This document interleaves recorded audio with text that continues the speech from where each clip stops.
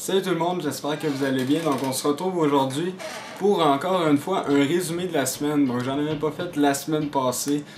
Plusieurs d'entre vous doivent savoir pourquoi. J'étais en semaine d'examen. Donc je reprends le fil normal cette semaine avec un résumé de la semaine qui a vraiment beaucoup de nouveautés côté Jailbreak. Donc plusieurs informations de Pod 2G, de Muscle Nerd pour une nouvelle version de Red Snow. Pod 2G, c'est pour un Jailbreak Untethered bientôt disponible, donc je vous en parle plus en détail tout à l'heure.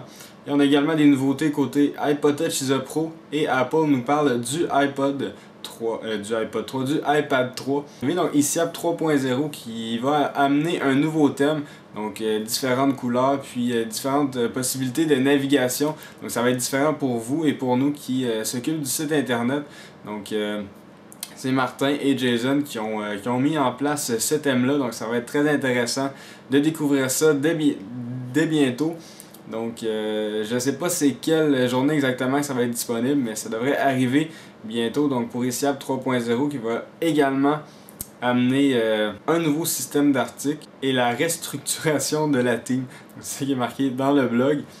Donc, plusieurs nouveautés du côté d'iPod Touch ISO Pro. Si vous voulez plus de détails pour justement les nouveautés sur iPod Touch ISO Pro, donc on parle également de Shop ISO Pro et d'autres choses. Donc, vous pouvez cliquer sur le lien qui va être dans la description pour aller voir l'article que Jason a fait pour ces nouveautés sur iPod Touch ISO Pro. Alors maintenant, du côté Jailbreak, on a une nouveauté qui rend joyeux plusieurs personnes, donc entre autres moi et beaucoup d'entre vous, je l'espère. Donc Pod 2G qui a publié une vidéo qui démontre que le Jailbreak Untethered pour le 5.0 est fonctionnel.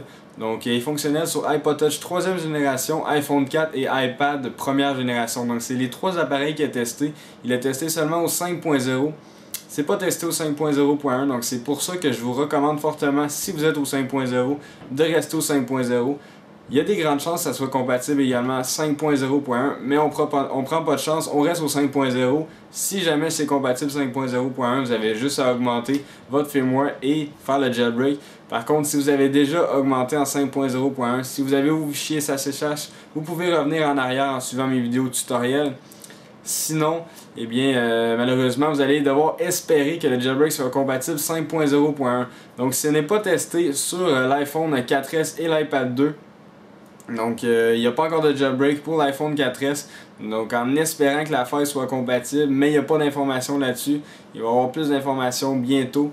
Mais pour le moment, c'est tout ce qu'on a. Donc, il y a une vidéo, comme que je vous parlais, que Pod 2G a publié. Si vous voulez aller la voir, juste à cliquer sur la vidéo qui apparaît à l'écran. En ce moment, cliquez là-dessus, vous allez pouvoir avoir de l'information pour cette vidéo. Mais en fait, c'est pas de l'information, c'est juste une vidéo qui démontre que l'Untethered est disponible. Donc, comme je vous dis, n'augmentez pas en 5.0.1 si vous n'êtes pas sûr. Mais dans le fond, on n'est pas sûr que c'est compatible 5.0.1. Ça le devrait, mais pas sûr à 100%. Donc, restez en 5.0 si vous voulez. Puis, sauvegardez vos fichiers SSH avec iFate. Donc, cliquez sur la vidéo qui apparaît à l'écran également si vous voulez avoir des explications pour comment fonctionne iFate. Donc ça peut être très utile pour vous.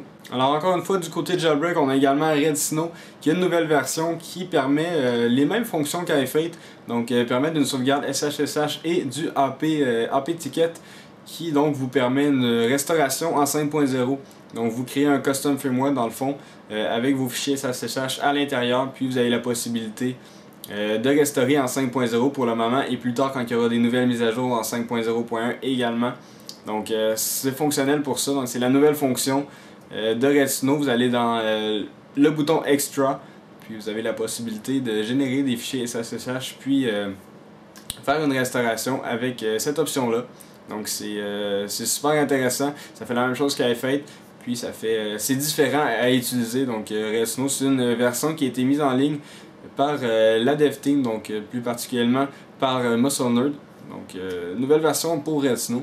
Ensuite, encore une fois, du côté Jailbreak, on avait parlé il y a 2 semaines, dans le dernier résumé de la semaine, j'avais parlé de Acid Snow, qui est un logiciel qui permet le jailbreak tethered en 5.0 5.0.1. Donc la même chose que permet Red Snow présentement, mais c'est un jailbreak qui est différent, seulement compatible pour Mac pour le moment. Il avait été disponible il y a 2 semaines environ. Il a disparu de l'internet, donc il n'y avait plus la possibilité de télécharger Acid-Snow sur leur site internet. Ils l'ont remis en ligne cette semaine, donc vous pouvez essayer Acid-Snow si vous voulez. Donc dans la description, il y a le lien du blog qui vous permettra de télécharger Acid-Snow. Donc si vous voulez tester, allez-y. Ça fait la même chose que Redsnow le fait présentement. Donc c'est juste un jailbreak qui est différent, seulement compatible pour Mac encore une fois, donc Acid-Snow qui vous permet de jailbreaker en 5.0, 5.0.1 est de nouveau disponible. Donc maintenant plus du côté d'Apple avec les nouveautés qui devraient arriver. Donc parlons du iPad 3 qui devrait sortir au début de l'année 2012. Donc il y a un site japonais qui a publié une photo d'un futur supposément iPad 3 qui serait plus bombé. Donc il y aurait la coque arrière qui serait plus bombée, sûrement pour mettre plus de matériel à l'intérieur. Donc on ne sait pas pour quelle raison. Mais ça serait plus bombé, plus épais un petit peu que l'iPad 2 présentement et l'iPad 1 bien sûr. Donc un petit peu plus bombé. Puis il y aurait la même taille d'écran. Par contre il y aurait une résolution beaucoup plus supérieure. Donc peut-être avec le Retina Display. On ne sait pas encore.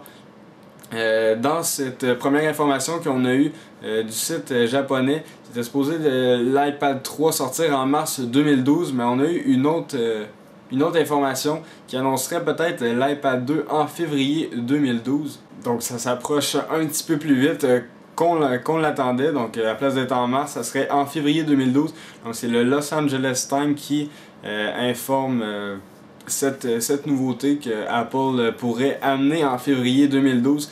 Donc l'iPad 3 qui serait la nouvelle tablette d'Apple. Peut-être que ce iPad 3 aura la fonction de Siri. On ne sait pas. Ils n'en ont pas parlé encore, donc ça se peut qu'il intègre la fonctionnalité de Siri ou non.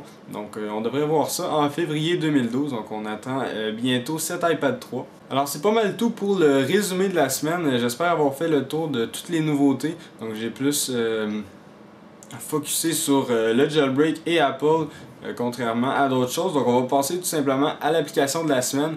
Donc j'ai eu beaucoup de commentaires qui disaient... qui devinait l'application de cette semaine. Donc elle est sortie la semaine passée, Springtomize 2. Elle est sortie la semaine passée, mais je tiens quand même à la mettre en application de la semaine parce que c'est une application qui est très intéressante sur Cydia, qui permet beaucoup de fonctionnalités. Donc j'ai fait une vidéo qui dure près de 20 minutes, qui vous explique en détail qu'est-ce que Springtomize 2 fait. Donc juste à cliquer sur la vidéo si vous voulez avoir des détails sur cette application de la semaine. Donc je conseille à tout le monde de l'installer. C'est vraiment une application essentielle selon moi pour Cydia. Donc je vous laisse avec ça, cette application de la semaine. Je vous remercie d'avoir regardé le résumé de la semaine. J'espère que vous avez apprécié. N'hésitez pas à laisser un petit pouce vert et un commentaire si vous le désirez et que vous avez trouvé que vous avez apprécié cette vidéo. Donc abonnez-vous également à mon canal de YouTube juste en cliquant sur le bouton s'abonner. Suivez-moi sur Twitter et Facebook et n'oubliez surtout pas de visiter iPodtouchthepro.com. Merci beaucoup, au revoir.